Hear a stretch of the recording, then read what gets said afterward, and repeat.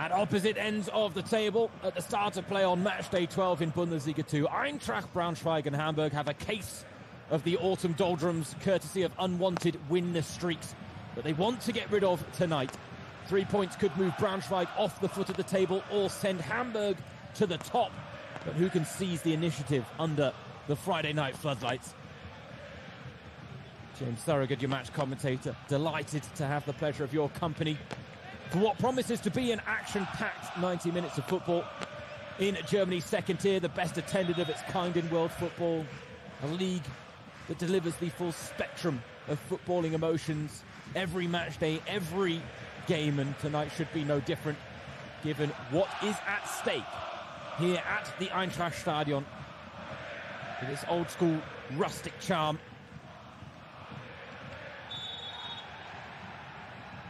Rustic challenge there from Kevin Ehlers, who has got the dead leg after the clash with Karabech.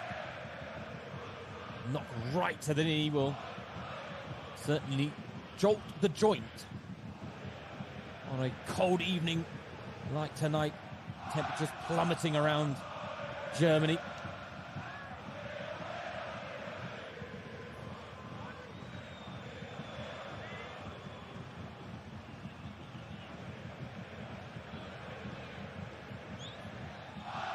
Mira Muheim was called one of the best set-piece takers in Bundesliga 2 by Braunschweig head coach Daniel Scherning. He and Jean-Luc Dompe standing over this one. An early chance for the visitors to rattle the side that sit bottom of the table.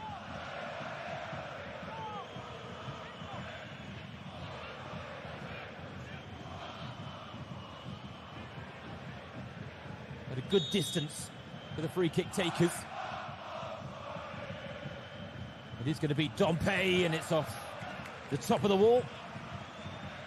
As a result, Marco Johansson not called into action. The man signed from Hamburg in the summer to take the place between the sticks for Braunschweig, though he was competing with Lennart Grill. It wasn't until Grill got suspended. So Johansson has now seized the initiative between the sticks.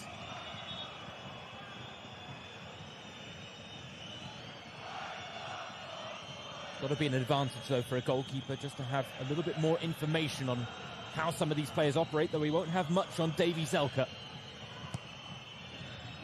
who is a threat from this corner that comes to nothing, and there is a counter-attacking opportunity.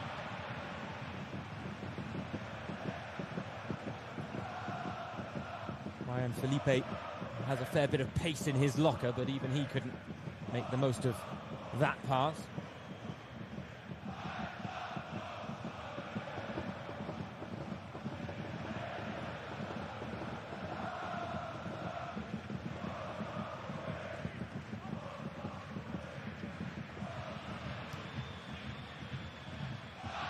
Oh, lovely ball through now. A chance for Hamburg, and big save by Johansson. Katterbach at the second attempt. Ransford Königsdörfer, no stranger to scoring goals this season, already with 5 to his name. Johansson, though, equal to his former teammates' effort on that occasion. You can see what he's trying to do, Königsdörfer. Put it at that height that's awkward for keepers, just over their shoulder. In the end, I have a feeling Johansson's face provided the saving grace in the end for the hosts.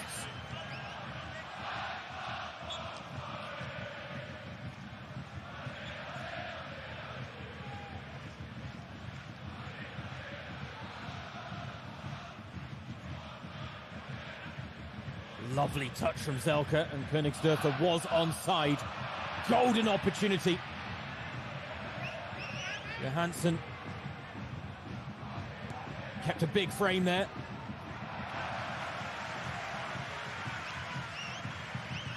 And needed to, as Braunschweig survived the first scare of this game.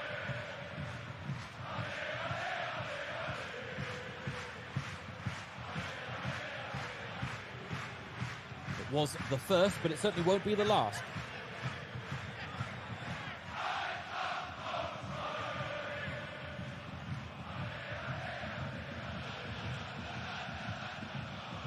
A dip into the archives. Hamburg with 55 wins to the 19 of Braunschweig in all competitions, but the record looks even better in Germany's second tier because Hamburg have won 6 out of 6. They've conceded just 5 goals. They've scored 20 in those games. You have to go back to February of 2014 for the last time. Eintracht Braunschweig picked up a victory. Domi Kumbela, legendary striker in these parts. He scored a hat-trick on that occasion. And what was a 4-2 victory in the Bundesliga back then. That coming in Braunschweig's last season in Germany's top tier. Since then they've been what is traditionally known as a Fahrstuhlverein here in Germany, or an elevator club. A yo-yo club is the more common phrase in English, used to depict a side that bounces between divisions, and that's what Braunschweig have done between the second and third tier.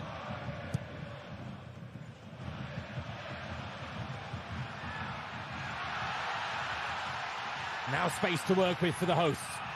Early ball in, but Daniel Fernandez alert to the danger. And Johan Gómez's pass not quite accurate enough. Fernandez, who was arguably the man of the match, or man of the match day in Bundesliga 2 last weekend. 10 saves made in Hamburg's 1-1 draw with Nuremberg. It's a personal best for him in a single match. He'll be hoping to have a quieter night at the office. Unfortunately for him, one of the chances that Nuremberg generated did get the better of him as Mihir Emreli levelled the scores.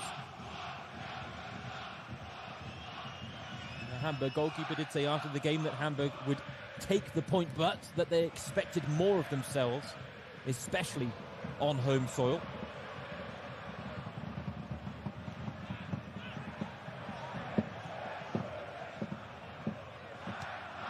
Königsdörfer at the opening goal at his feet.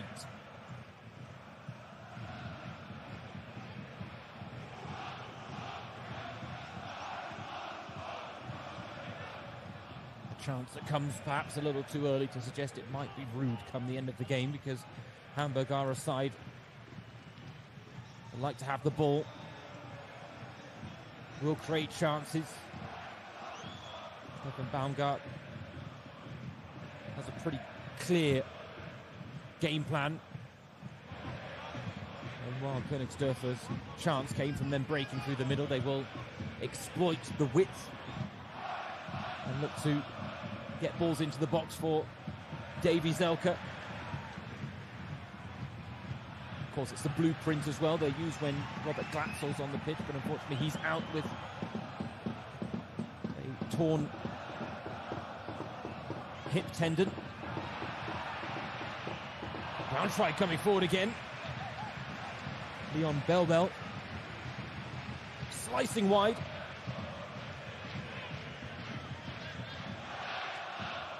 Just opened up for the left wing back, as it did here for Königsdörfer, and it wasn't actually the face of Johansson. I'll tell you what, it really was a big save.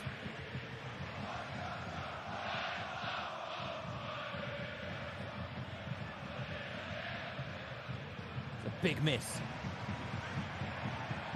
for Hamburg.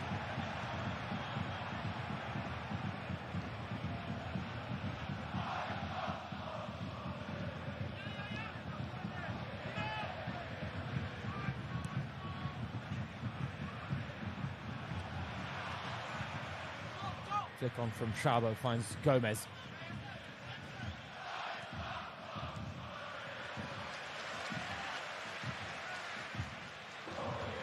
Ehlers seems to have run off that dead leg, now finds Belbel. Little 1-2, Belbel to the byline. Dangerous! And headed over in the end by Robin Krause.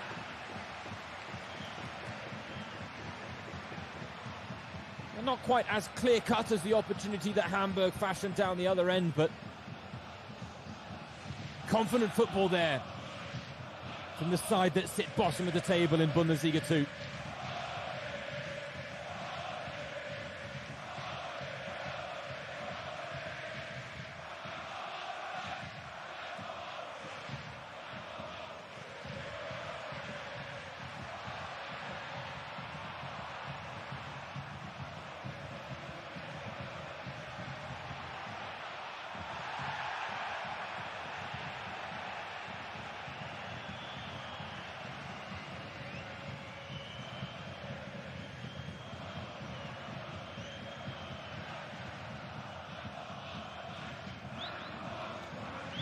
Early booking for Belbel now.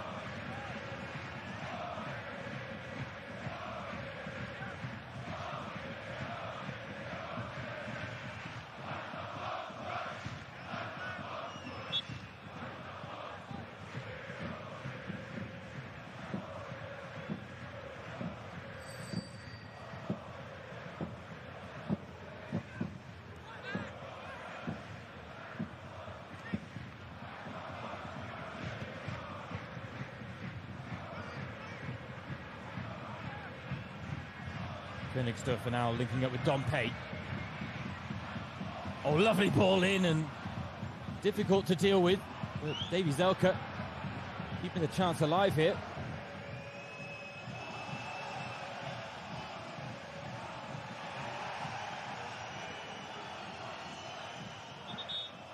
Bit of the pre-match choreo has made its way onto the Eintracht Stadion pitch.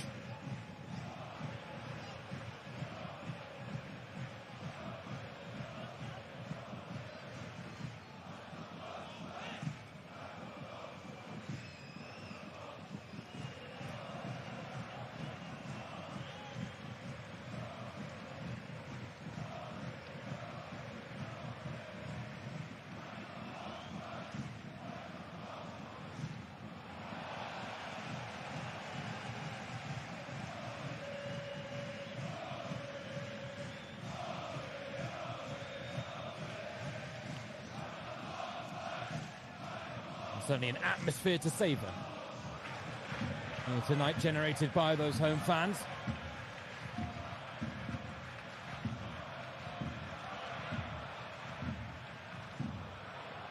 It is here on home soil that Eintracht Braunschweig have picked up 7 of the 9 points they've amassed this season.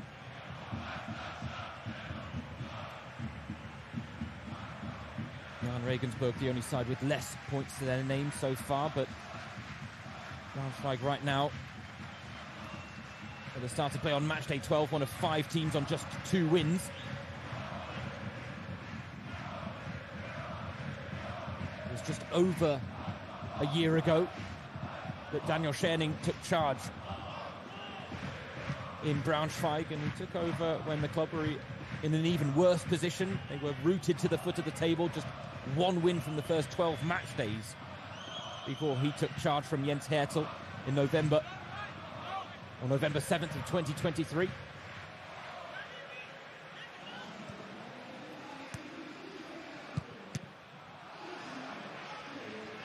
He managed to deliver them survival last season. And now stand up for the Lions is the chant from the home side as Katterbach goes past Belbel.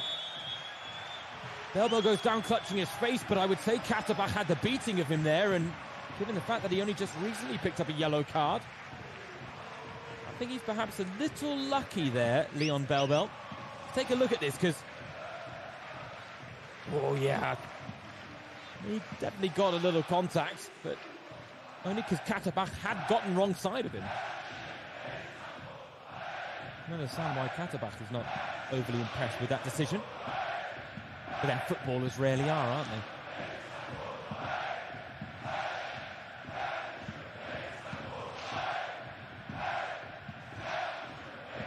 Plenty of Hamburg fans that have made the just over 2-hour trip south from the port city down to Braunschweig, about 200 kilometres separating these two sides. But in terms of ambitions, in terms of expectations, this season and most seasons, They are in stark contrast. So far, though, quarter of an hour played. Highly competitive, as we expected it to be. Both sides have had chances. They're having to work hard to get a sight of goal.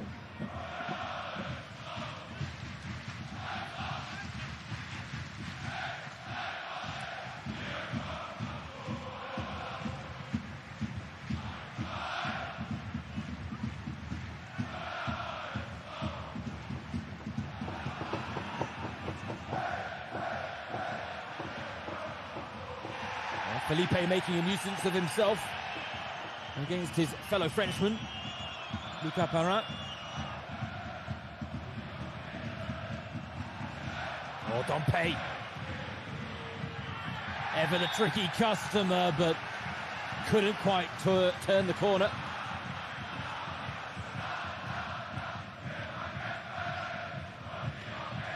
He had a very lively start against Nuremberg, but then really got taken out of the game.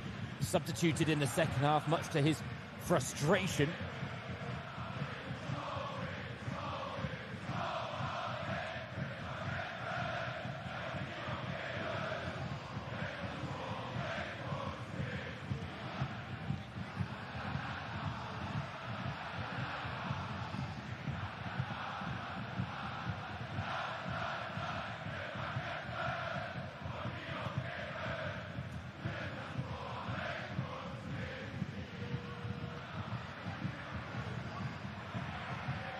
Well, an inventive pass over the top, and Sebastian Schonlau, in the end, decided to take absolutely no chance with that one.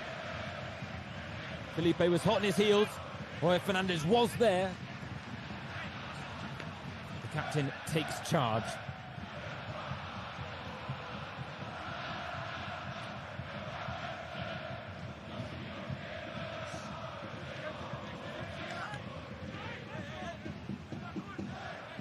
Look at the Hamburg bosses, including sporting director Stefan Kuntz, who didn't have great words after Hamburg's last away trip to Elversberg. Said there was only one team on the pitch and it wasn't his one. Braunschweig now from a corner. Deep it goes. And dealt with. Well, perhaps not.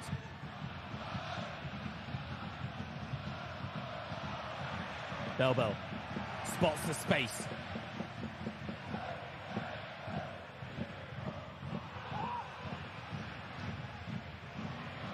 Sven Köhler. Now Felipe attacked well to win the header and might have got clipped. Daniel El Fadli. Hamburg's goal scorer from last weekend. Only his second ever goal since signing from Magdeburg, but then considering the fact that he only ever scored 3 for Magdeburg in 56 appearances, the fact that he's now got 2 in 11 for Hamburg is not a bad return, having opened his accounts against Preußen Münster. Stefan Baumgart talked about the fact that other players would have to step up in the absence of Robert Glatzel, said it wouldn't be easy to compensate for the absence of last season's top goal scorer, but said he was confident this side had goals in them. And Davy Zelka has stepped up in that regard. 6 goals in his last 7.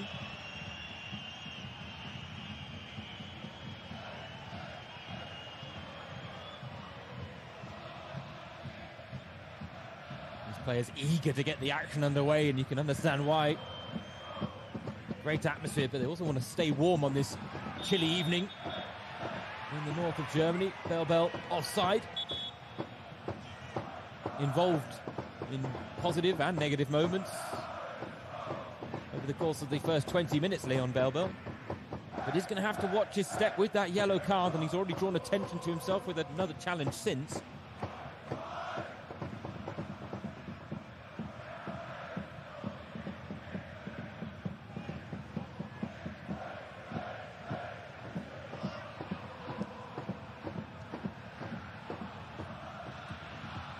Königsdörfer started on the right wing, now seems to be drifting into more central positions. If anything, doubling up with Dompe on that left wing, which is dangerous for Braunschweig, as he uses the referee as a little decoy there to find Katterbach. Katterbach sizing up the shot and didn't really get behind it. And this is where Braunschweig are dangerous to this Hamburg side in transition. Sean now got the ball, but took out Schabo to get there. Braunschweig move it quickly. 4 in the middle to aim for. Oh, Katterbach not really dealing with the danger there, and Bell finds Köhler. Köhler gets it back. Hamburg have now collapsed the lines well.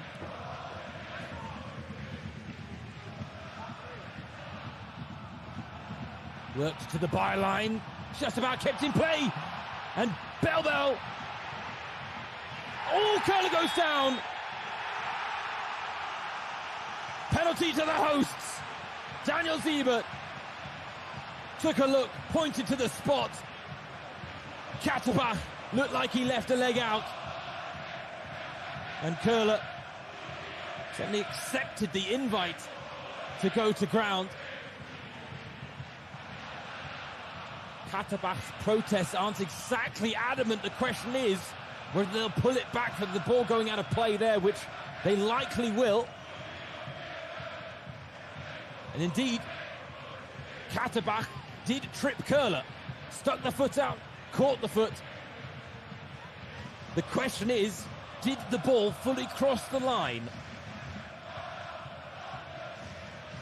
When Braunschweig got the ball into the box, this is a nervy moment for Steffen Baumgart. Positive start to proceedings from his side, but an evenly matched game that could swing either way,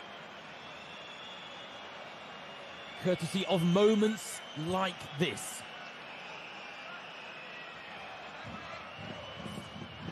It looked incredibly tight from the angle we were shown a replay from. I guess the question is, they've got calibrated lines to check for offside. Do they have the same capabilities when it comes to checking whether the ball has fully crossed the line, or are they simply relying on angles and eyesight?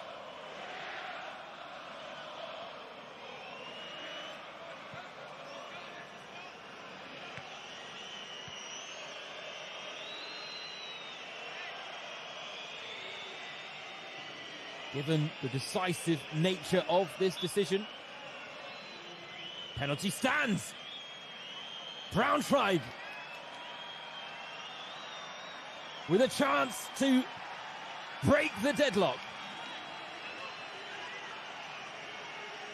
And there you see confirmation, the ball did not fully cross the line. It was kept in, and then Katterbach certainly clipped Köhler. And now it is Johan Gómez, the young American, stepping up to shoulder the responsibility. He hasn't scored all season. Could this be the moment he opens his account?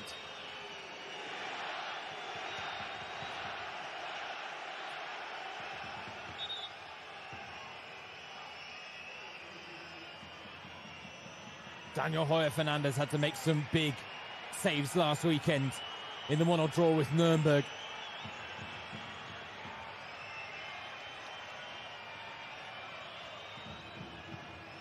Can he come to his side's rescue when they need him most? It is Gómez against Heuer Fernandez. Oh, cool as you like, but saved by Heuer Fernandez. Too cool, perhaps, from Johan Gómez.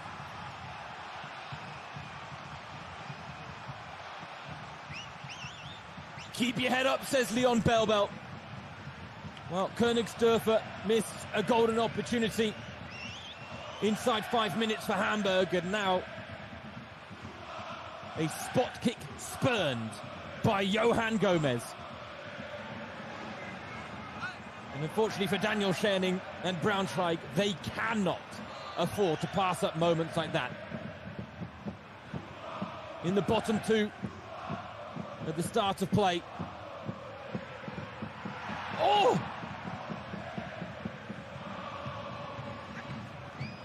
And they almost bring the ultimate surprise after missing the penalty. I mean, you can appreciate the fact that he was trying to keep his cool here, Johan Gómez, and if that's his technique, then that's his technique, but wasn't the best of penalties. And Daniel Hoyer Fernandez, at full stretch,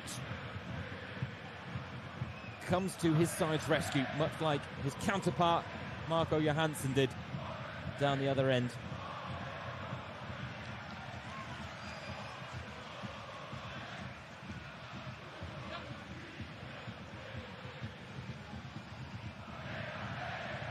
Two moments to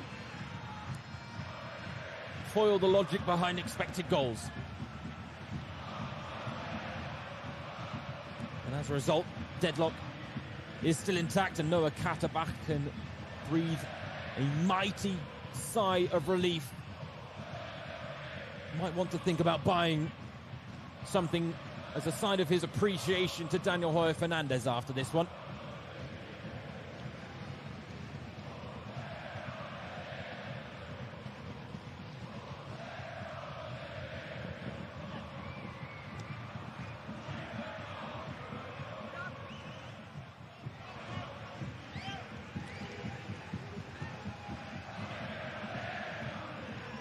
Daniel Scherning, frustrated, and understandably so. Has a wonderful history with Stefan Baumgart. The two worked together for 4 years at Paderborn. Baumgart was the head coach, Scherning was his assistant. They guided Paderborn from the third tier all the way up to the Bundesliga in what was quite a fairy tale story at the time. Scherning credits Baumgart as being an incredible inspiration. You see those battling qualities in both of these sides, and that's why both head coaches were well aware that this was going to be a Friday night fight under the floodlights, and that's exactly what we're being treated to so far. Now we've got a bit of a knock to Lucas Perrin.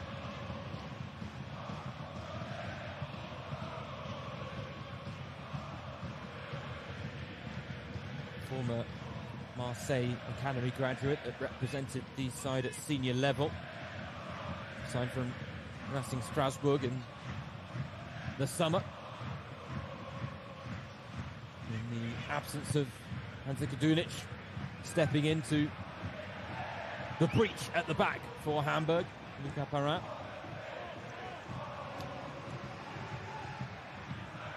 There he is, winning out in midfield this time, but has the ball taken off him by his own teammate Karabec, who then gives it away, and Perrin is out of position. Braunschweig looking to pounce, but the pass always favoured Hoyer Fernandez there.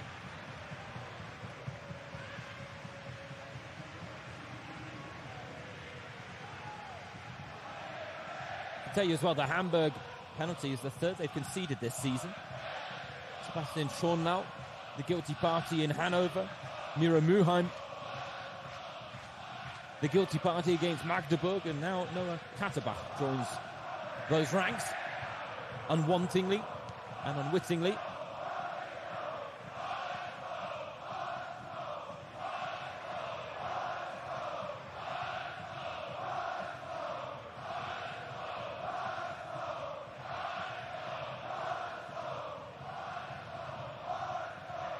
The difference is, of course, that tonight the penalty was saved by Daniel Hoyer Fernandez. The fourth spot kick stop he's produced in his Bundesliga 2 career, which is nearing 200 appearances now. Wasn't anticipating to be the #1 goalkeeper at the start of the season. Seemed to have lost his place to Matteo Raab under Stefan Baumgart, but a bout of pneumonia for Raab that he has fortunately recovered from. I've seen Daniel Hoyer Fernandez reclaim his spot between the sticks. Raab was used in the DFB Pokal. Hamburg suffering defeat, being knocked out in the second round.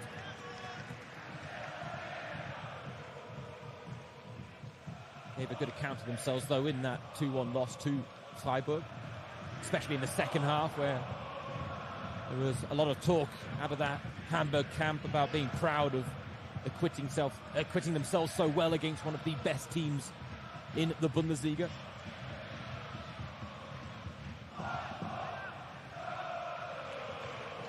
Bell. This time the ball did go out of play. Here is the penalty miss once again.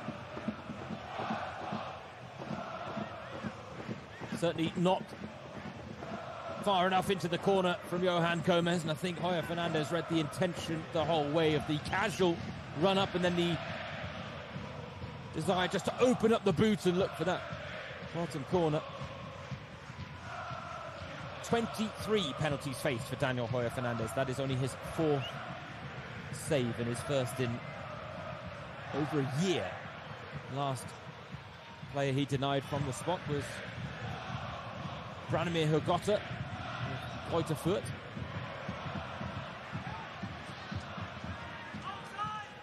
Having survived the scare, Hamburg now look to punish Braunschweig at the other end, and El Fadli unable to recreate the feat of breaking the deadlock like he did last weekend against Nuremberg.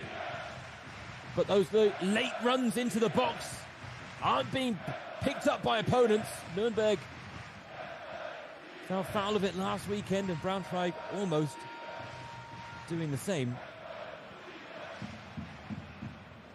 Fight and win is the chant from the Braunschweig fans.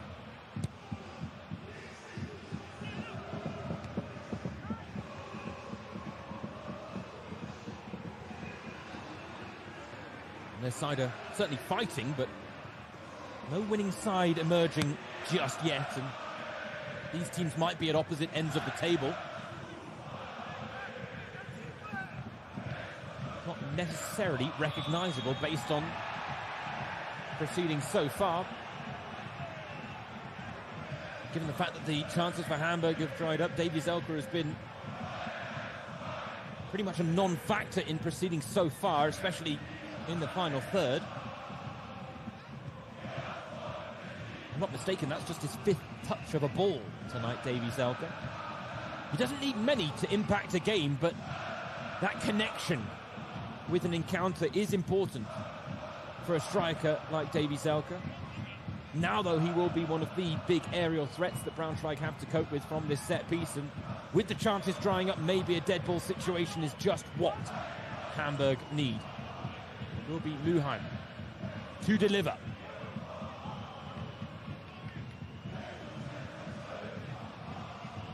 Chance to really play in the type of delivery that can not need a touch to find the back of the net. Schenning does not want to see his side's hard work undone from a dead ball. The flick on there from Königsdörfer goes the wrong way. So Königsdörfer doing the defending for Daniel Schenning's side. Given the threat they do pose from set-piece situations, that is a letdown for Hamburg.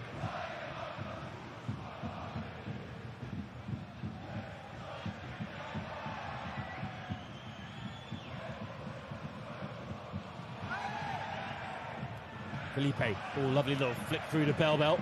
Unfortunately, the pass from Bell too late. And ultimately wayward anyway.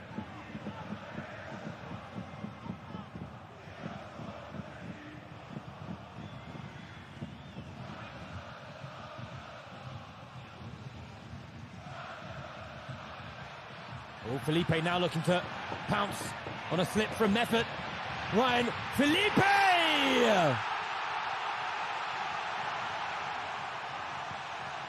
They missed from the spot, but Braunschweig now have the lead. Delivered by their top goal scorer, Ryan Felipe.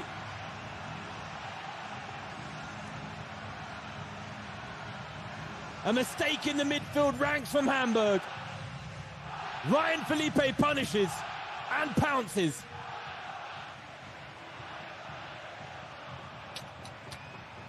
Too casual from Jonas Meffert. And then Sean Lau was backpedaling, and Felipe's pace beat him all ends up.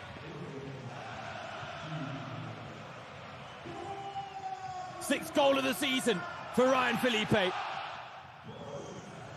5 in his last 7 games.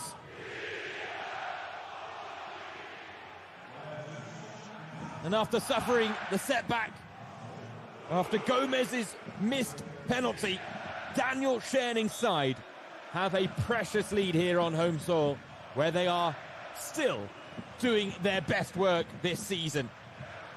And it is here on home soil that hope lives eternal when it comes to their chances of surviving the drop.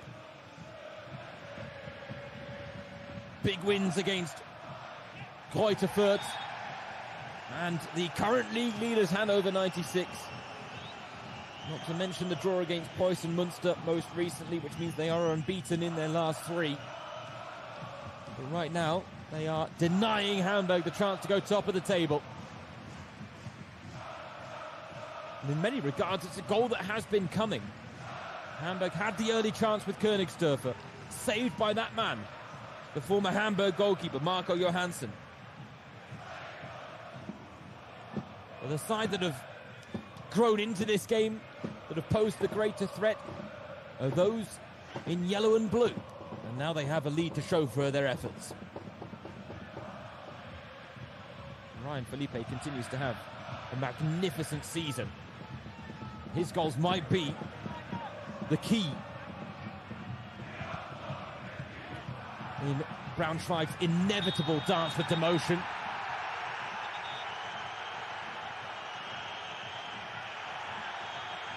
Robin Kauser on what is his 100th appearance in Bundesliga 2. And he got the ball, but the studs then went up and over it. And while he retained possession, referees are always likely to penalise a foot that goes over the top.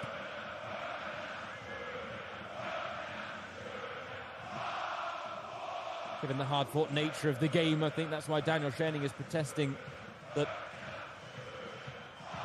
the yellow card offence, it was not, in his opinion.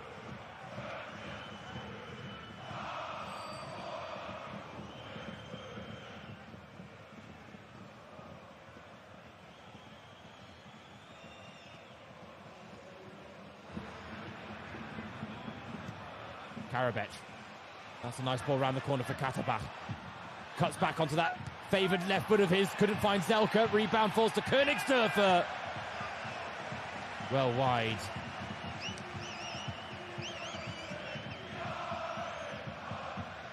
He's had their 2 chances so far tonight for Hamburg.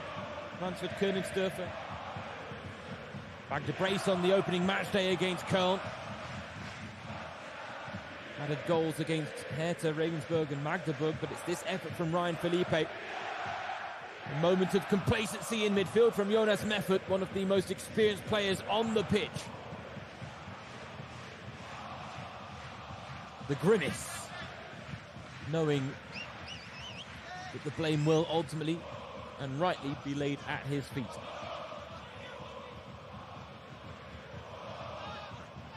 And Felipe wanted it more. And I'll tell you what, in a one-on-one foot race with Sebastian Schonlau, my money is on Ryan Felipe every day of the week. And you could understand why. He had him twisted up in knots there before beating Heuer Fernandez. Great save from the penalty spot, but not equal to the effort from Felipe on that occasion. And now Heuer Fernandez has to improvise. Oh, that's a lovely little piece of play from Königsdörfer to move away from 2 challengers. Dompe, 4 in the box.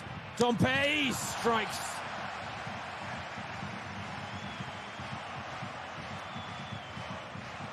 You can argue that there were better options available there to Jean-Luc Dompe. But a winger that always looks to take on his man and is never short of confidence when going for goal.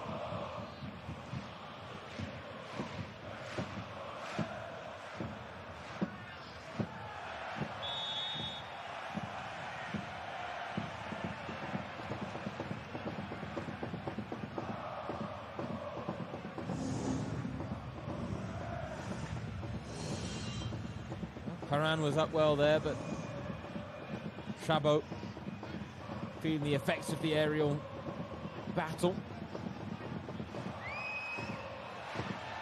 Taken quickly, they can shake hands all they want, but Braunschweig aren't waiting around, unfortunately. A quick free kick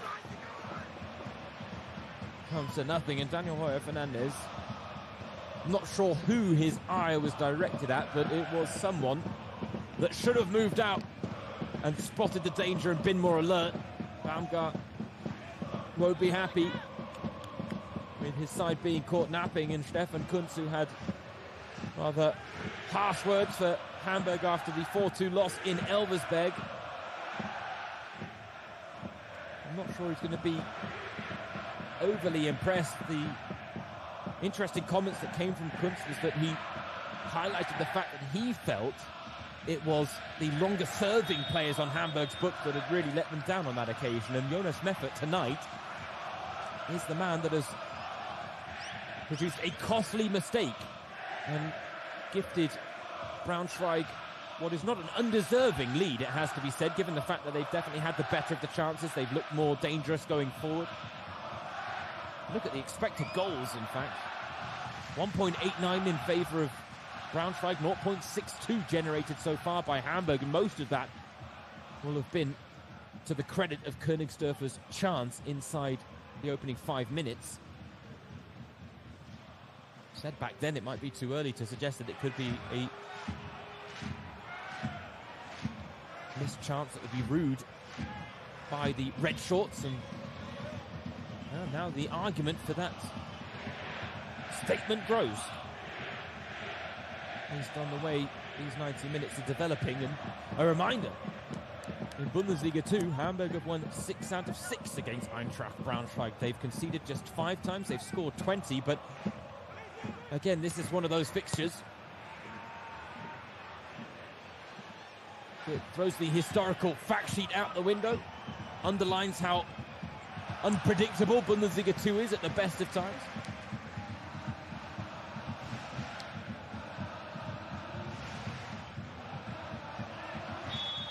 Karabech does well to draw the foul from Bell. Not enough for a second booking there, but again, he's got to be very careful now, the Cameroonian. He got away with the clash with Katterbach. Now takes down Karabech.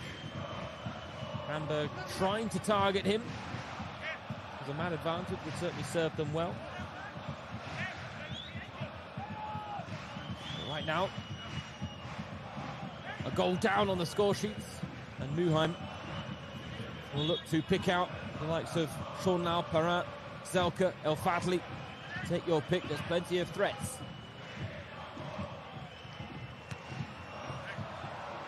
Flashed over the bar in the end by one of those threats, the captain, Sebastian Schonlau.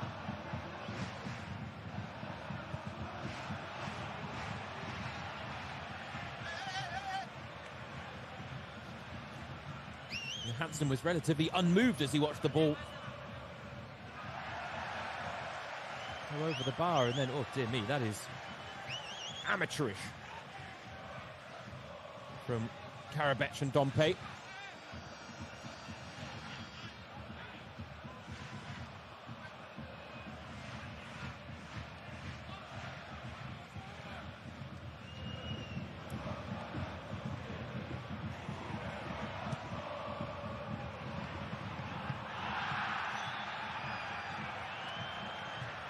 The appeals of the home crowd are heard by Daniel Siebert.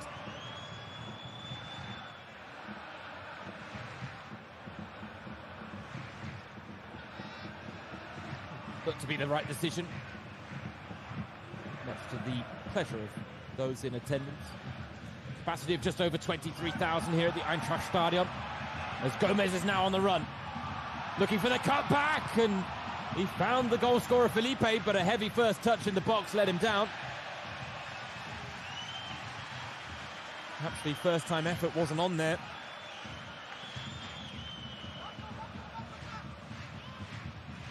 Tell you what, there's a lot to like about this Eintracht Braunschweig performance, and as mentioned, shouldn't come as too much surprise given the way they performed in the wins against Fürth and Hanover. Perhaps unlucky not to take all 3 points against Preußen Munster as well. But to stretch that unbeaten run to 4 with a win against Hamburg, an historic win, their first ever in Bundesliga 2 against those in red shorts, would be quite something. Daniel Scherning will not be getting ahead of himself, though.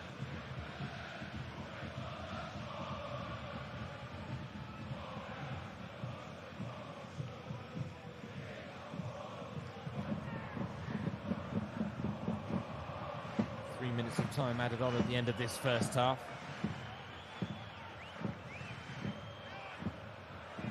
Eintracht Braunschweig's head coach Daniel Scherning said he wants his side to prove that they can annoy the bigger teams this season. It's exactly what they're doing here. For Hamburg, defeat tonight would represent 3 games without a win in Bundesliga 2 and 4 in all competitions. When you add that DFB Pokal loss to the mix as well, more results that will just continue to increase the pressure on Steffen Baumgart, increase the fears that were first brought to the fore once again when the 4-2 loss to Elversberg opened old wounds and saw the club revisit old trauma.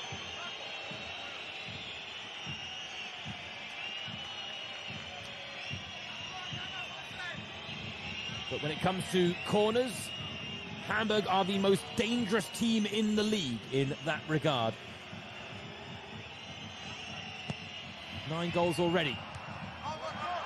And Johansson takes no chances there.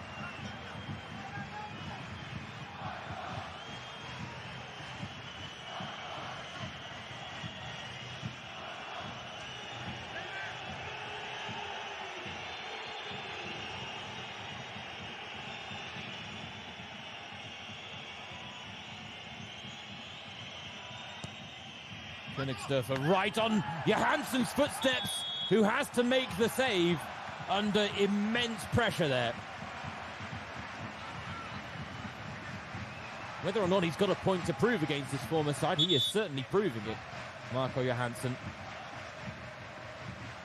But Königsdörfer was always going to get penalised there because he was clearly impeding Johansson's ability to save the ball. You can be in and around a goalkeeper, but you cannot be proactively prohibiting them from doing their job. That is the final action of a half break that he's lost his gilet. Now just down to the good old-fashioned Steffen Baumgart t-shirt. Doesn't matter how low temperatures get. That is what Steffen Baumgart is all about. But he needs his side to heat up on the pitch now after what was a somewhat subdued first half performance, where only in flashes did they show what they're truly capable of. Marco Johansson, the former Hamburg goalkeeper who switched sides in the summer, was called into action. It's his counterpart Daniel Hoyer Fernandez, who, despite saving a first half penalty, is the goalkeeper who's seen his backline breached. And there is a half-time change. Leon Belbel was one more bad challenge away from a sending off, and as a result, the precautionary and the very wise precautionary measure taken by Daniel Scherning to bring on Fabio Di Michele Sanchez.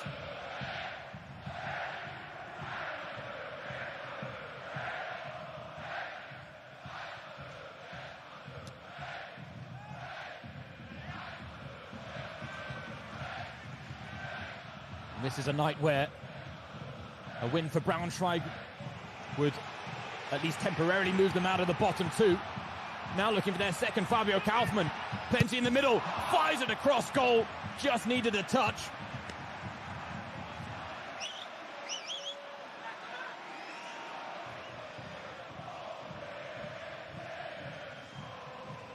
In the end, a vital one from Luca Parra.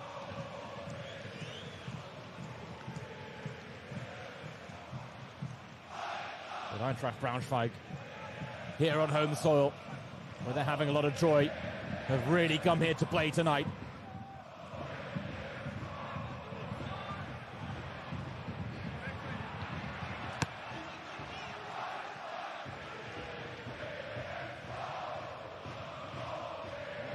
Don't think there was much more Fabio Kaufmann could do with that opportunity. There were so many bodies in the box. Fizzing it into the mix was certainly likely, or had the chance to produce the desired results.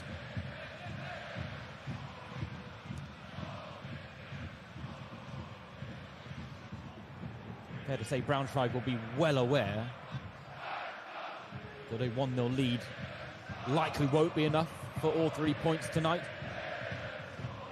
Of course, lest we forget, Hamburg are the highest scoring side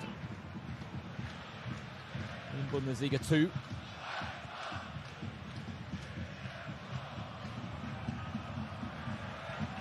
$25 goals to their name already in the current campaign.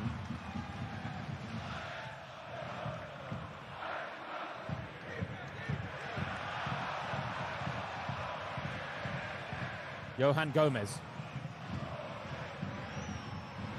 trying to make something happen. Oh! Well, it wasn't what Gómez intended, but it was what Michele Sanchez did. What a rip-roaring effort that was! And Braunschweig double their advantage early in the second half. Hamburg are stunned. And there was no saving that effort for Daniel Hoyer Fernandez. I mean, that was moving.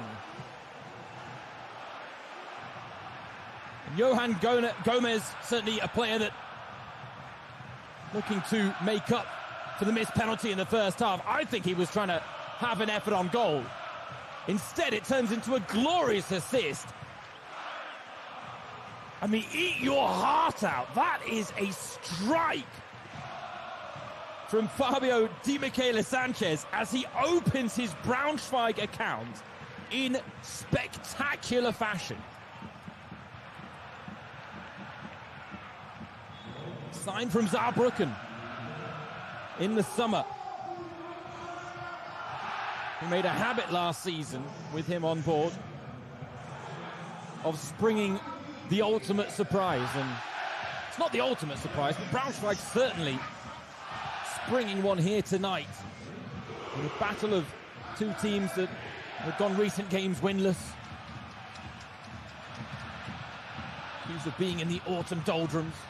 I tell you what, light at the end of the tunnel for Braunschweig. These are the stanzas they're going to set themselves moving forward after a slow start to the season where form has been patchy at best.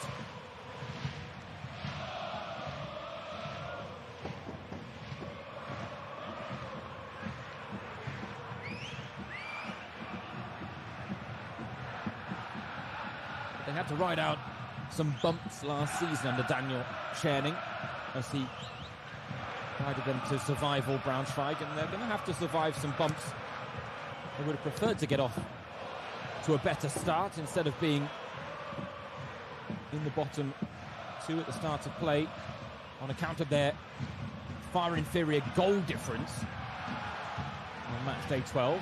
Right now that goal difference is ever improving. This is a win that would move them out of the bottom two, out of the bottom three. Eintracht Braunschweig, though, of course, Preußen Münster, Ulm, Schalke could all move back ahead of them. Nevertheless, when you have the chance to strike first on a weekend, better to seize the opportunity, and Braunschweig are doing just that. Kaufmann now! Angle too tight in the end.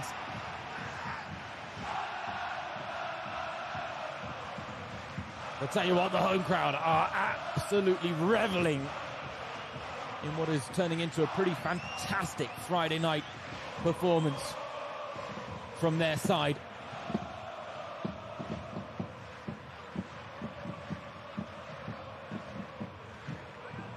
Gómez again, almost with a second assist. That one he did intend. That was what he had in mind. I wonder if he'll be asked after the game about the moment that led to Braunschweig's second.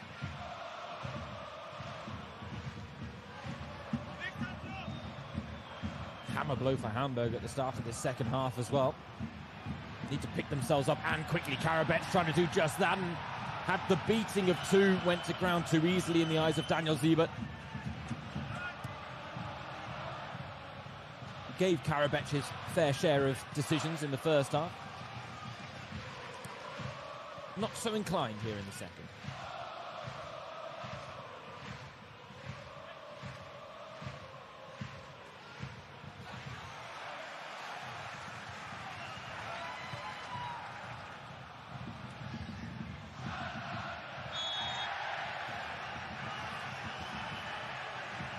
Stadion, living and breathing every moment of this game.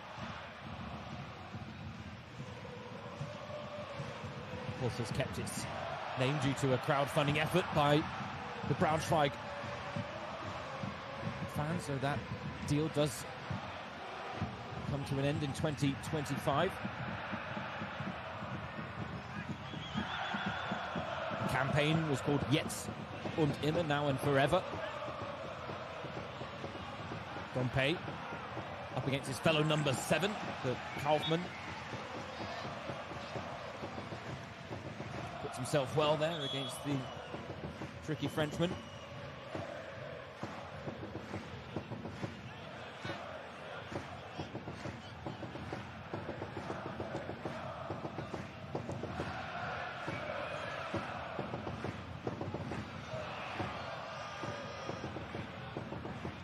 Left too much of the ball out there, Dompe, and in the end, Jonas Meffert penalised for the foul.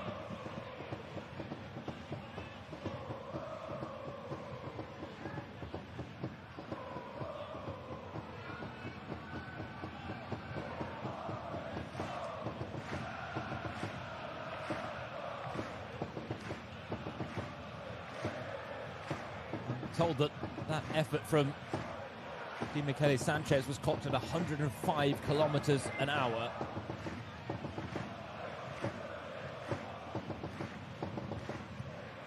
Gotta be honest, it felt even faster, but I'll trust the statisticians. Felipe now with the shot blocked.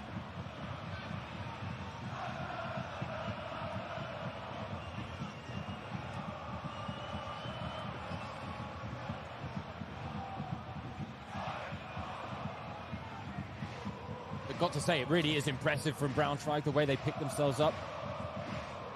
Hamburg with a strong start to proceedings, but it was the hosts who grew into this game as it wore on, and then you just thought they might take the psychological setback of the missed penalty from Johan Gómez. Instead, quickly took a deserving lead and now have that all-important second early in this second half that should allow this game really to play to their advantage.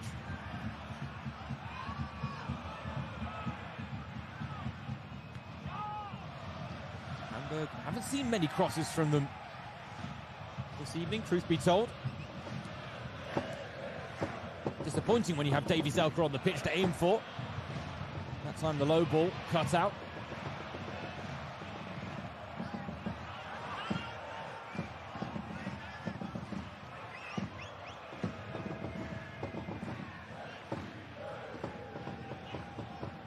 Hamburg, a growing unwanted trend of conceding goals early in the second half continues tonight. Their 7th conceded in the opening quarter now in second halves this season.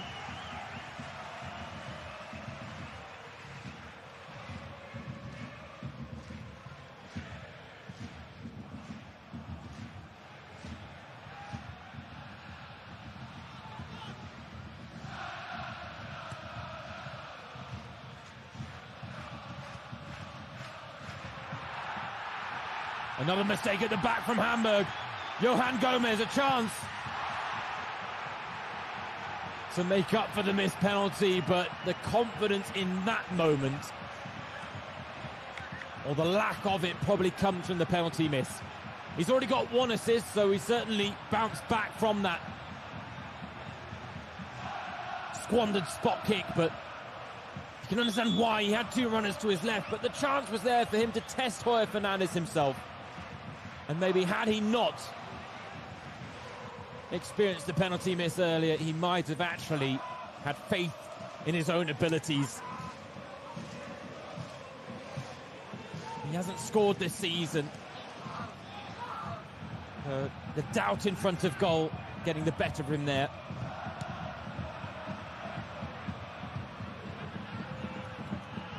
Closing in on 50 appearances for Eintracht Braunschweig, the 23-year-old Texas native.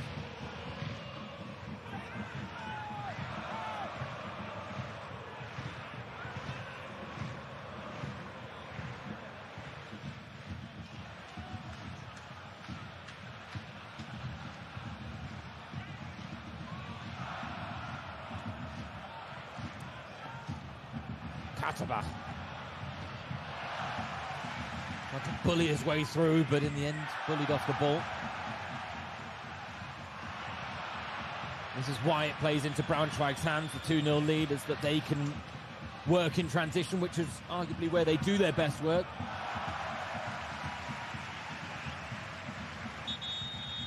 Stefan Baumgart highlighted that as their strength. They have scored the most goals from counter-attacking situations.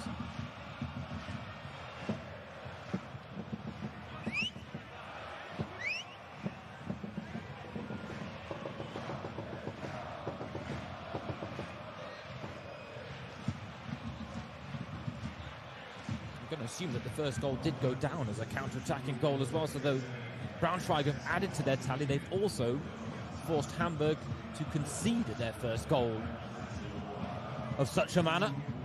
And now we've got the first two changes. Katterbach makes way for Balde. Lukas Poreba on for Luca Parra. And that certainly is a set of substitutions that shows ambition from Stefan Baumgart. Getting the next goal soon, and this game would still be alive and kicking. But right now, Eintracht Braunschweig are just over half an hour removed from their first ever win against Hamburg in Bundesliga 2.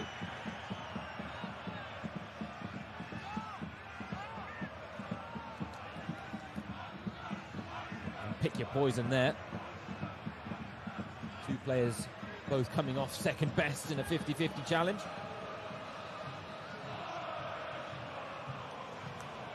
Well, Stefan Baumgart said that success is ultimately a result of hard work, getting back up and keeping at it. Highlighted that this is a process that can't be achieved in a week, as we see Johan Gómez getting words of encouragement there on the sidelines. But Baumgart did talk about 2 steps forward and then taking 1 step back. The problem is right now Hamburg, as things stand, are about to take what feels like a 3rd step back in a 3rd match day running. It started with the 4-2 loss in Elversberg, and now Fabio Balde showing a bit of naivety in his defending. The young Hamburg winger, who is going to be asked to play in a rather uncomfortable role as a right back or right wing back.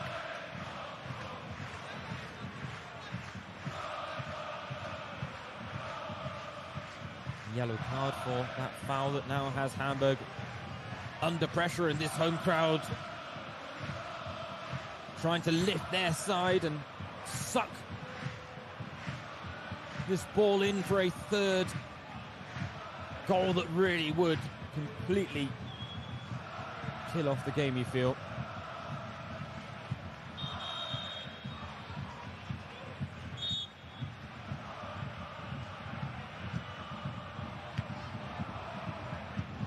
Cleared by Hamburg for the first time of asking.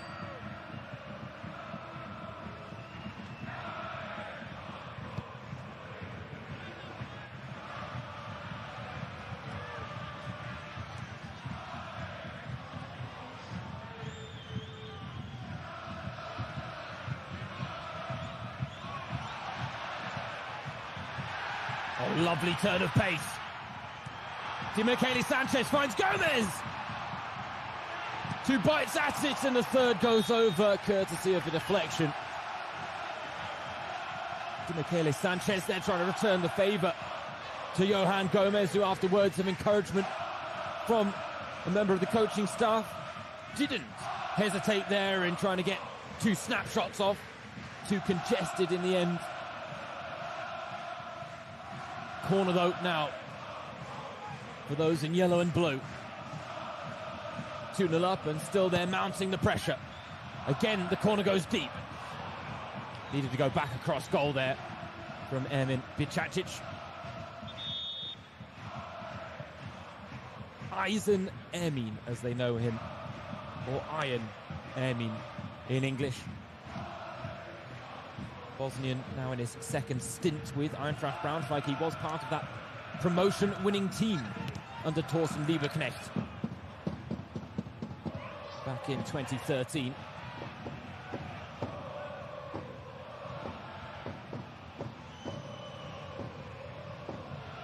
Their ambitions this season of a very different nature, but a win tonight would really bolster their current standing as Balde out-muscles Michele Sanchez, but poor cross given the time and space he had to pick it out.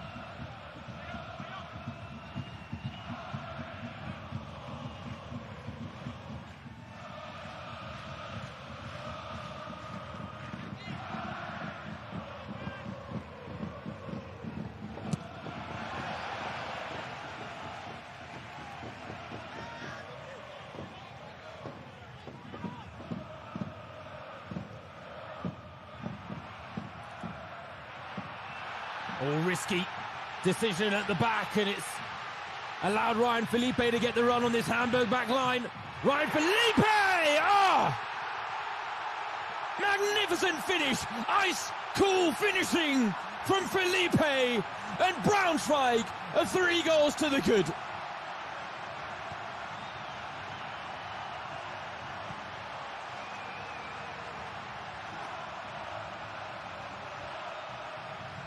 Braunschweig continue to produce outstanding performances here at the Eintracht Stadion.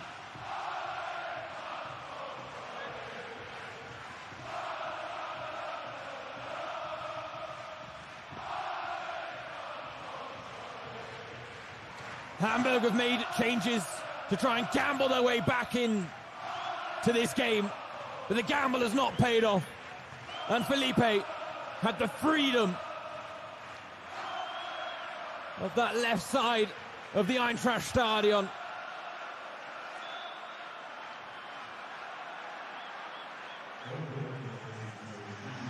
Make that 6 goals in his last 7 games.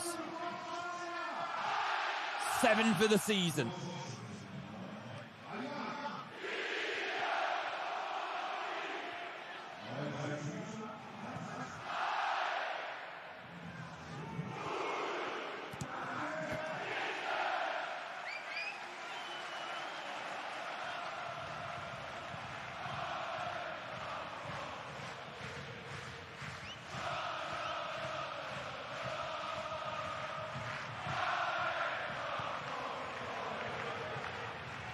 What a Friday night these Braunschweig fans are having, and what a night these Braunschweig players are having.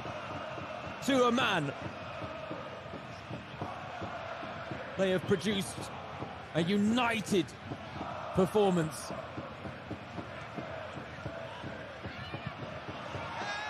You look back at the saves that their goalkeeper Marco Johansson made in the first half. He hasn't had much to do in the second half. Those saves were so crucial in laying the foundation for Braunschweig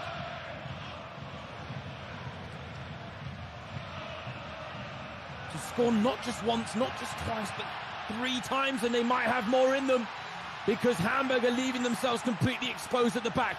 Felipe, he's on for a hat-trick. Ryan Felipe stopped at the last.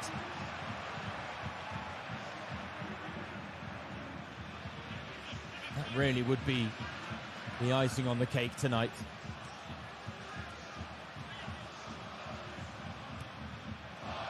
And see now the statistics here. ladies and gentlemen, have flashed up that Ryan Felipe's goal was registered at a speed of 118 kilometers an hour. And don't get me wrong, he struck it really sweetly. But I am going to be struggled to be convinced that that was faster than the effort that flew off the foot of Di Michele Sanchez.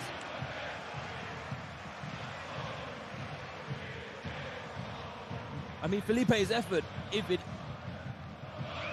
has been clocked at 118 kilometers an hour, it's the fourth fastest goal, or the fourth most powerful goal scored.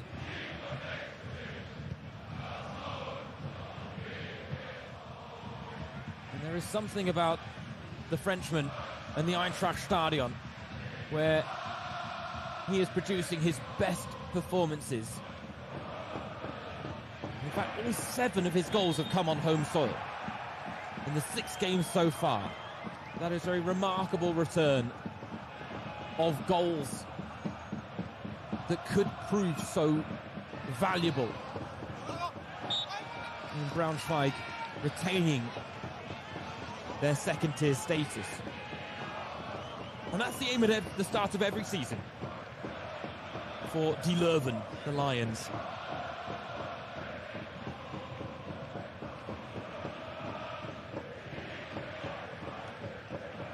Well, something tells me the Hamburg players will not be looking forward to what their sporting director Stefan Kuntz has to say after this game. The question is whether he decides to say it behind closed doors this time as opposed to publicly in the press, but he will be just as let down by Hamburg as a collective, but also by some of the more experienced players that have made costly mistakes and poor decisions at key moments in this encounter. But the last thing he wants to do is divide a squad that is struggling for stability right now.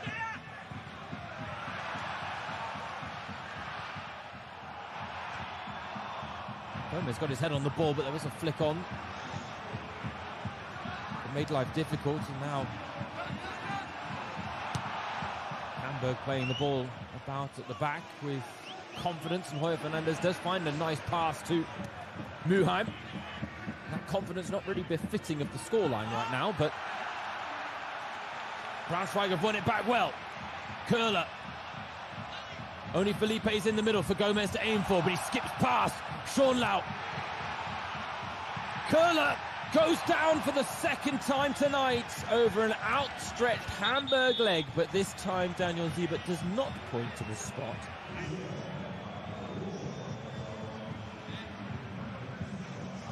I mean, if you give the first,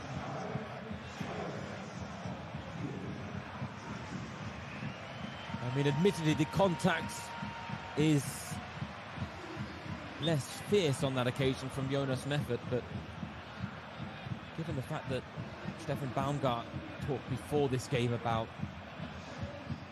Schonlau, his captain, and Meffert, his experienced midfielder, returning, said that while no player is irreplaceable in this Hamburg team, that their absence was hard to compensate for, and yet tonight Meffert's made the very costly mistake that led to Braunschweig's first goal after Daniel Hoyer Fernandez had made a penalty save. Sebastian Schonlau, who admittedly has not been at his best this season, having another night to forget at the back. And this Hamburg back line looks wobbly to say the least.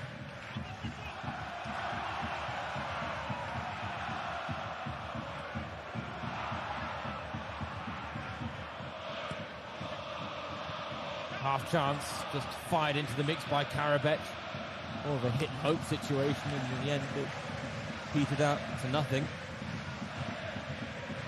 And there is Emmanuel Ferrari, now of Hamburg, previously of Braunschweig. He made the switch in the summer. The type of player that can make an impact off the bench, whether it's enough to overturn a 3-goal deficit. Unlikely, but there is a chance now. Königsdörfer just couldn't get the ball out of his feet. But now, Poreba puts his foot through the ball, and there is a sign of life from Hamburg.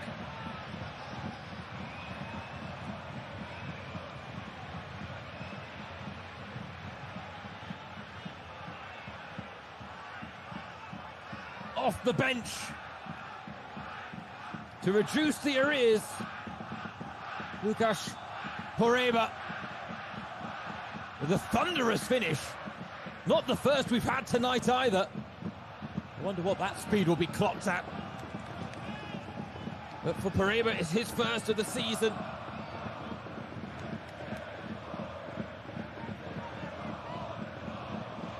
Still, at 3-1 down, it's hard to see a way back into this game for Hamburg, but a goal back could be precious.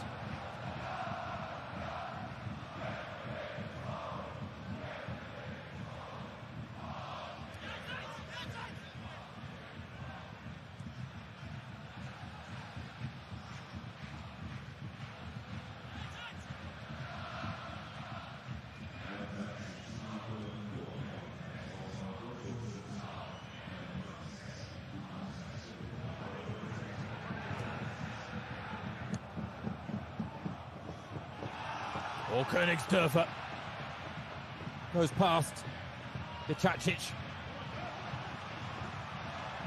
Wasn't really much on for him, especially not an effort on goal. And again, it's a cheap concession of possession from Hamburg that Braunschweig look to capitalise on. Felipe not as proficient in linking up the players. He is getting on the end of the final pass, or indeed running at this Hamburg backline, who have simply had no answer for him. It's only his third ever brace in Bundesliga 2. And it is his second of the season, having done so in the win here at the Eintracht Stadion against Greuther Fürth. Hamburg trying to inject a sense of urgency back into their performance. Karabec sees his cross repelled. Dompe shaping up for an effort of his own, but Bicacic, type of defender that will gobble up those efforts all evening long.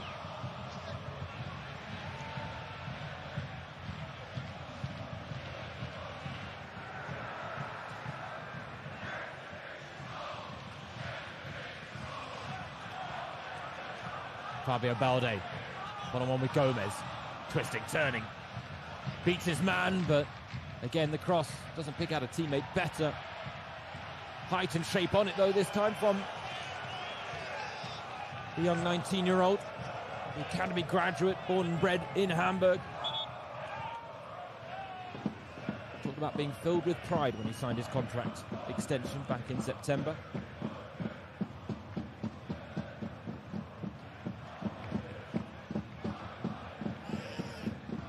Braunschweig have put in some hard yards tonight, no doubt about it, with Daniel Scherning. As a result, dreading a change, and well, hopefully this is nothing serious for Levente Szabo, given the fact that he has been called up to the Hungarian senior national team for the first time ever, with the international break following this match day.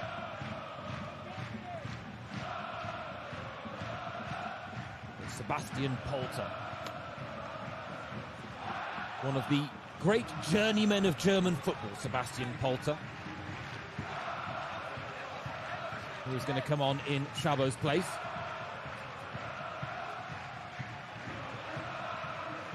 Formerly of Wolfsburg, Nuremberg, Mainz, Union Berlin, Queen's Park Rangers for a brief spell outside of Germany, and then a return with Bochum, and then most recently Schalke before signing for Eintracht Braunschweig.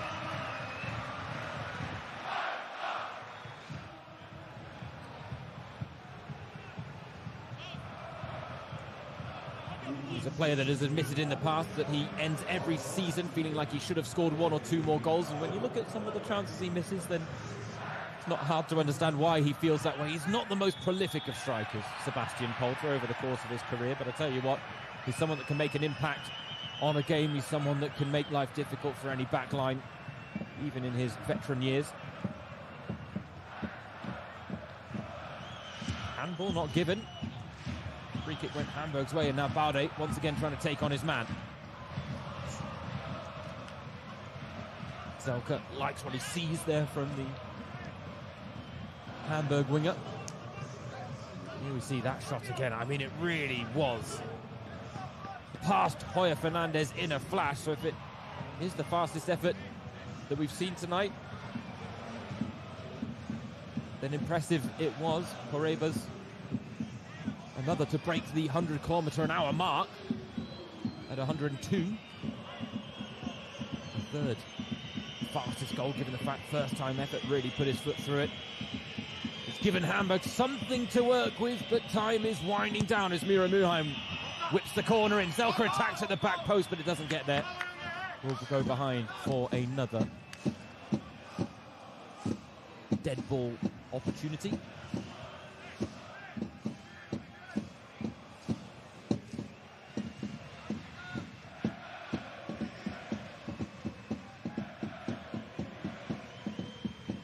Change of angle now for the Muheim delivery. Called up to the Swiss national team, Miro Muheim.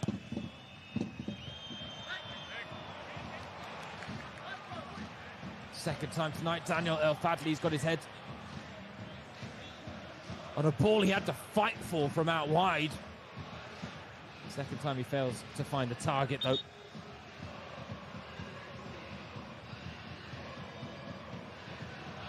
This might be the all-out attack moment for Hamburg, and well, there's a surprise. I think Fabio Baude is going to be one of the players coming off. He has picked up a yellow card. He makes way for Bakary Yatta.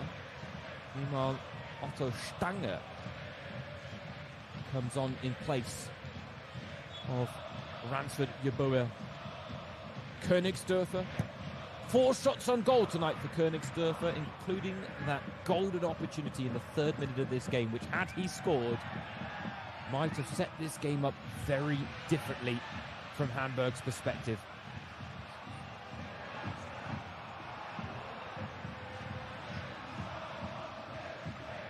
Are those changes, though, that can throw caution to the wind for Hamburg and get a second goal that really would maybe just unsettle this Braunschweig side, given the fact that they looked so comfortable at 3-0 up.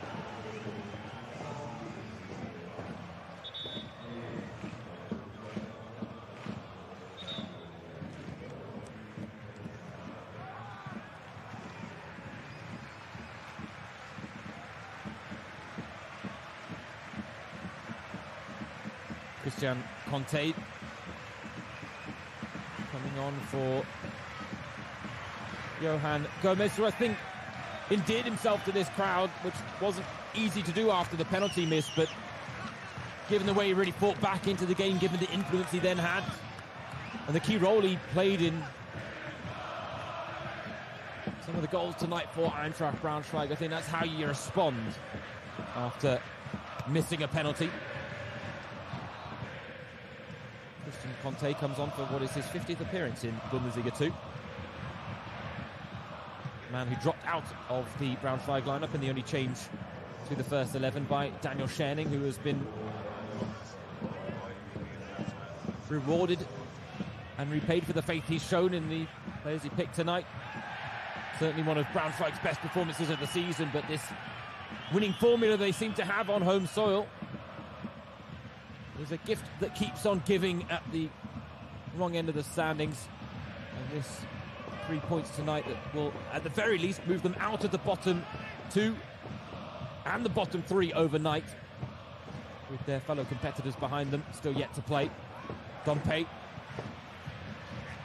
Lovely ball in, and Yatta attacks. Chance is there. Off the bar, and they survived. Somehow, Braunschweig. Well, that's one of the most jaw-dropping moments of the evening. On a plate in the 6-yard box, on Johansson with another almighty stop. that turned... Was it an effort from Otto Stange, the young 17-year-old on his senior debut for Hamburg, might just have been denied a fairy tale moment by one of the most extraordinary saves you'll see this season.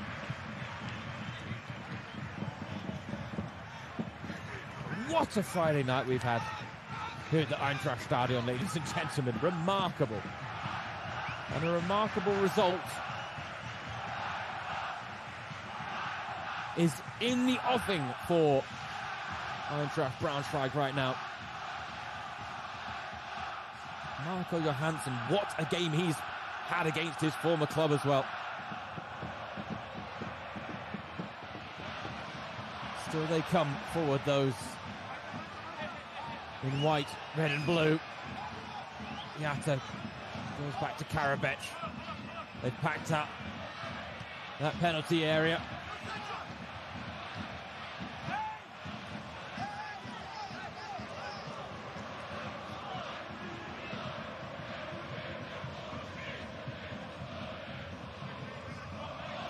The pressure is mounting in favour of the visitors. Braunschweig slipping back into their shell a little bit. The fear of conceding can't triumph against the will to win tonight. Another dangerous delivery, met at the near post. Not out of danger yet. Poreba, an Hamburg goal scorer, with the last header in the mix there, but they've kept possession here. Dompe rides the challenge from his fellow Frenchman, Felipe. Karabech to Muheim. That was always going off target.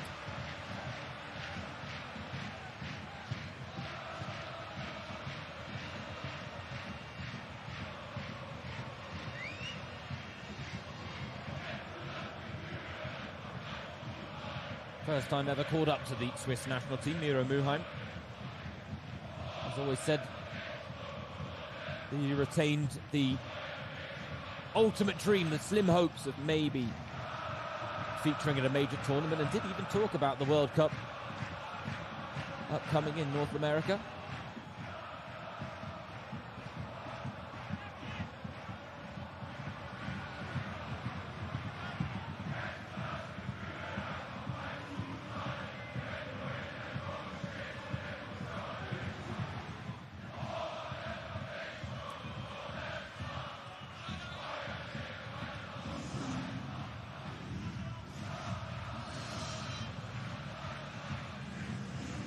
Questions were being asked of both head coaches in the lead up to this game. Daniel Scherning under pressure as Stanger can't feed the pass through. Davy Zelka. Bright though from the 17-year-old off the bench, who now commits the foul. So I can finish the thought.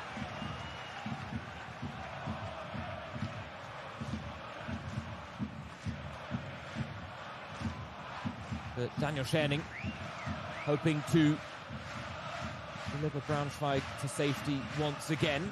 He took over in testing circumstances from Jens Hertel back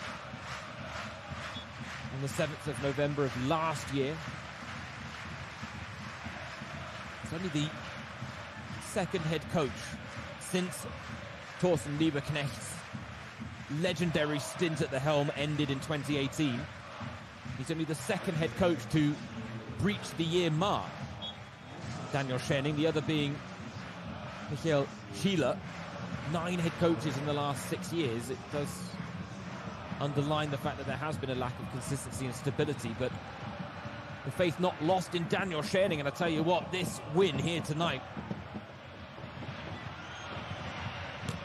will buy him a lot of time, and that save from Johansson will buy Braunschweig time as well as they look to see out this victory. Dompe chancing his arm, but Johansson, as he has pretty much all evening, has withstood everything that Hamburg have thrown at him. A yellow card there for a delay of play. It's one way to antagonise Davy Zelka as well. He gets the yellow card, but yellow card also Shown to the guilty party.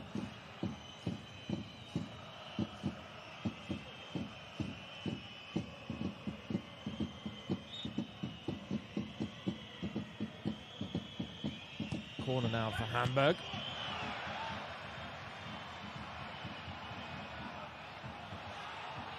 Richter, fresh off the bench, deflected. Oh, it's off the post. Stanger keeps the chance alive, but Al Fadli can't convert. It's crunch time at the Eintracht Stadion, and now Juan Fernandez alert to the danger that Felipe was posing, but right now another effort from Hamburg, crunches back off the woodwork.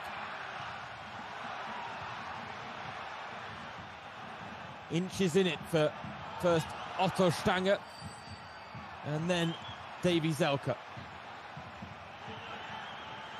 I'll tell you what, Braunschweig have survived some scares. They might have another here. Johansson doing what Daniel Hoyer Fernandez did at the other end, but this game completely open right now. Hamburg looking for that second goal that could just give them the chance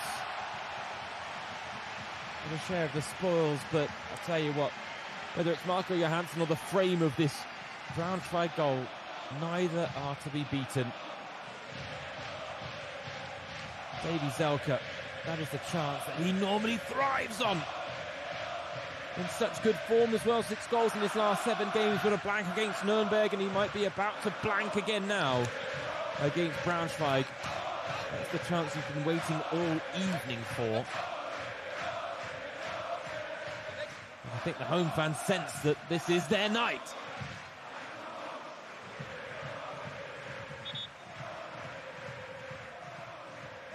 Another night that truly is a wonderful advert for all of the brilliance of Bundesliga 2.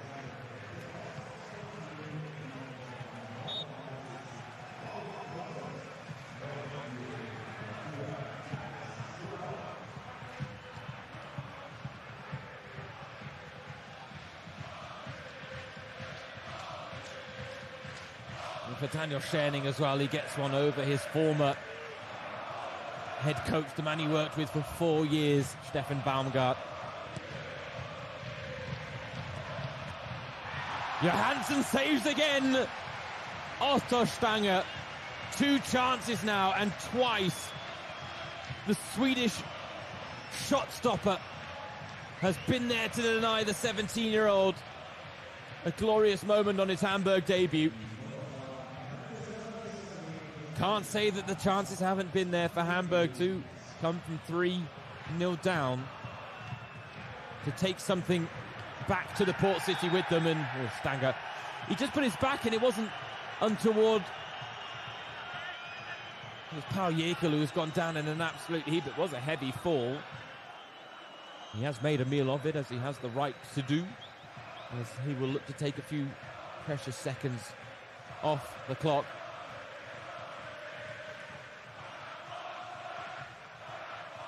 Tell you what, between Ryan Felipe and Marco Johansson, take your pick for man of the match tonight. Felipe gets his important brace. 7 goals on home soil. So it's not just Braunschweig who have a secret formula here at the Eintracht Stadion, but it is Ryan Felipe who's producing his very best in front of home support. 4 minutes of time added on at the end of the 90. And you've got to say now, Hamburg's chances of getting anything from this game have likely evaporated, but a 3-2 scoreline would maybe be a fairer reflection of the 90 minutes, but Braunschweig are not undeserving of a 3-1 win here tonight. To be honest, they wouldn't have been undeserving of a 3-0 win. A clean sheet robbed by Poreba's effort. I wouldn't say no to a 4th if they're going to be afforded the chance to Michele Sanchez. Scorer of the first, can't provide another.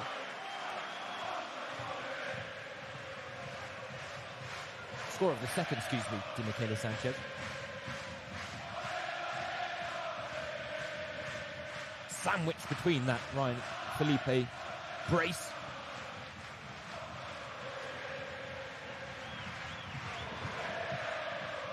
$15 goals all time for Ryan Felipe in a Braunschweig kit. 7 of those have now been scored this season.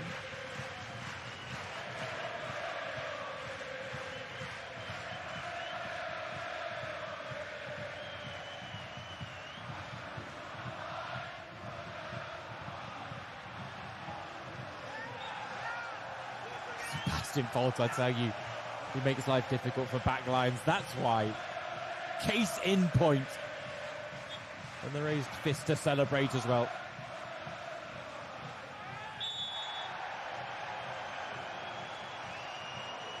Trademark. Sebastian Bolter.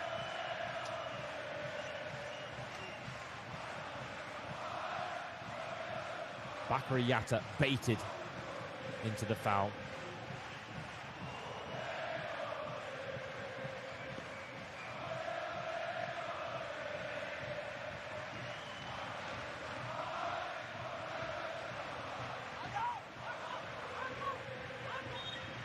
One more chance perhaps for Braunschweig to sprinkle some more salt in the wounds, but don't fancy it. Given away to Yatta. Polter. I tell you, literally in the space of 60 seconds, he has given Braunschweig and Daniel Schoening everything Daniel Schoening wanted off the bench. And now more of it. As time winds down. Got to appreciate the nitty-gritty of a Sebastian Polter performance the same way you can appreciate the goals we've seen here tonight. All 4 were pretty spectacular in their own right, it has to be said. Braunschweig have been clever in seeing this one out, though.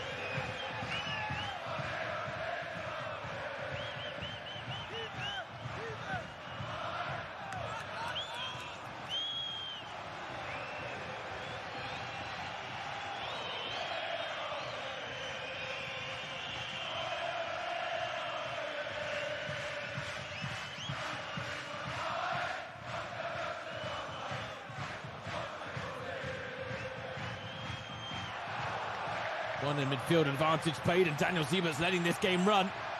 And on the run is Conte, bundled over by El Fadli. In the 4 minutes of added time, a long finish, but Braunschweig have a free kick. Right on the edge of the area, but they're not going to be given the time to take it.